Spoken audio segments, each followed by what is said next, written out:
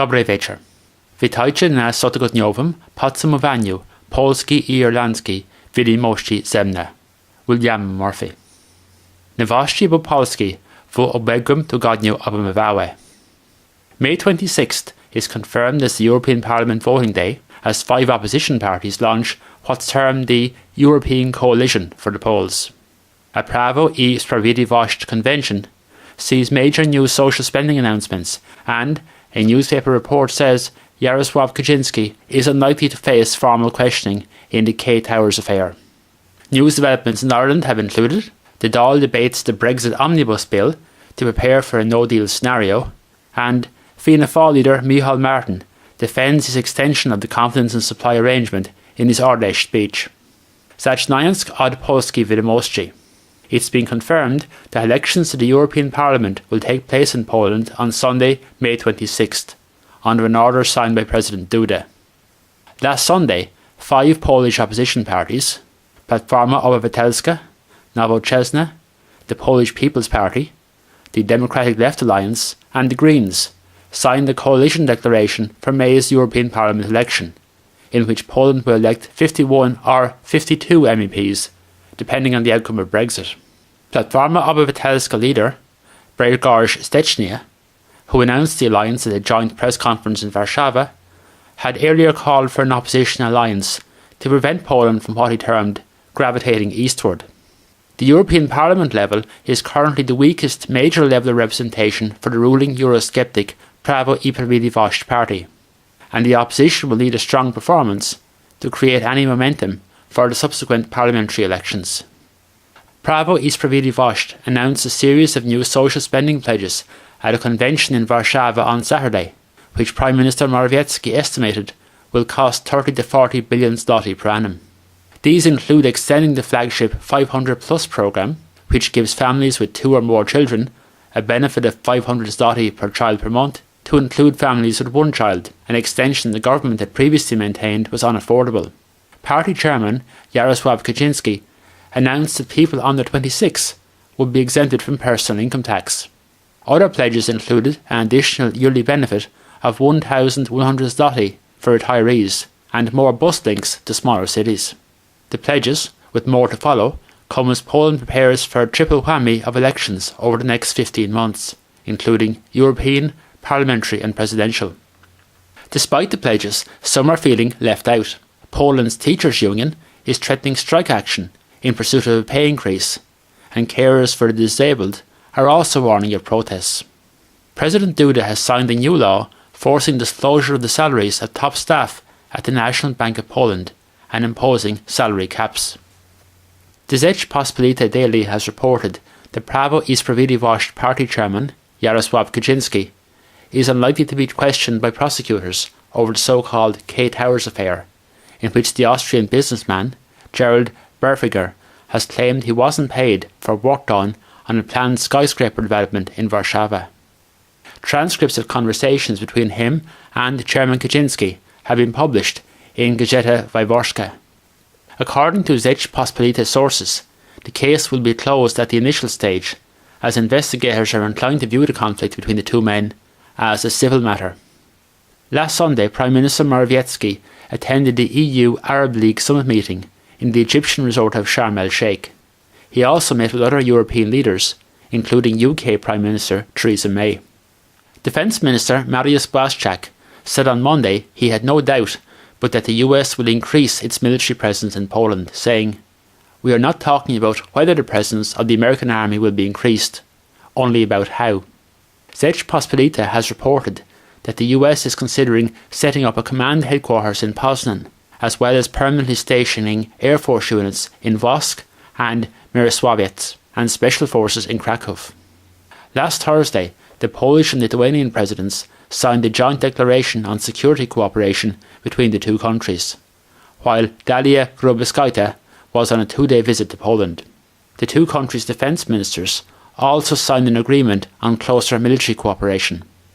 Last Friday, Poland's Entrepreneurship and Technology Minister, Jadwiga Emilczyk, held talks in Warszawa with the French Economy and Finance Minister, Bruno Le Maire, after which she called for a new approach to business regulation to make it easier for European countries to compete. Meanwhile, both Poland and Ireland have been named as members of an alliance of 16 member states inside the EU who support free market policies and will work to block restrictions on competition, which may be championed by countries such as France, especially once the UK leaves the bloc.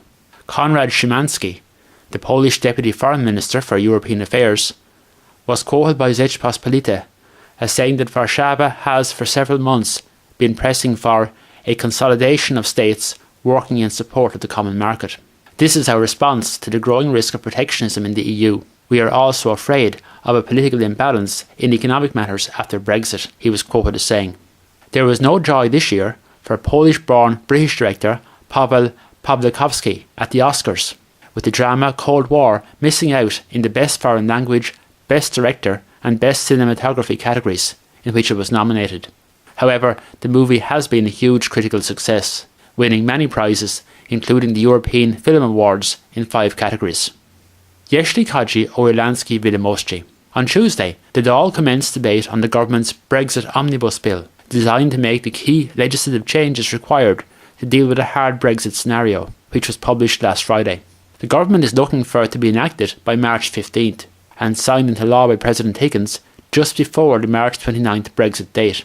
However, Tuesday's announcement by UK Prime Minister Theresa May, under pressure from pro-European members of her cabinet, that she'll offer MPs a series of votes on March 12th to 14th on how to proceed with the Brexit process, looks to have made a no-deal withdrawal less likely and increased the odds on both the passage of an amended withdrawal agreement, with some further guarantees around the Northern Ireland backstop, and on an extension to the Article 50 withdrawal process. It's been very clear from the mood music, and indeed many on-the-record comments, at last weekend's Fianna Fáil Ardèche in Dublin, that the one thing maintaining their confidence and supply support arrangement with the government is the need to avoid political instability at the time of the Brexit withdrawal negotiations, and for the duration of any period of economic disruption immediately afterwards.